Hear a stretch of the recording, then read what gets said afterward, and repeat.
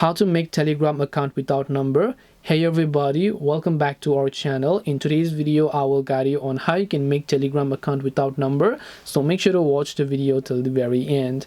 If you want to make a Telegram account without a number, all you have to do is go ahead and then first of all make sure you launch the Telegram app. And you can see as in when I right off the bat, if I open the Telegram app, the very first thing it asks me to do is just simply enter my phone number here, which means that bottom line is if you don't have a phone number on Telegram, you will not be able to create a Telegram account, because you can see there is no option to use my email, there is no option to use other stuff that I can use to verify my Telegram account, because Telegram is a number to number basis application. But do not click away just yet, because just because you don't have a real phone number doesn't mean you can't use Telegram. There are some free virtual numbers that are available out there where you can also get the SMS code and then verify it. The only thing is that these numbers could also be used by other people, but if you have some of the subscription, those services might provide you, which I'm not going to mention specifically in this video, because there are high chances of YouTube flagging down this video if I do so. Even though they are completely legal, some of them does provide you free virtual numbers that you can use to sign up for Telegram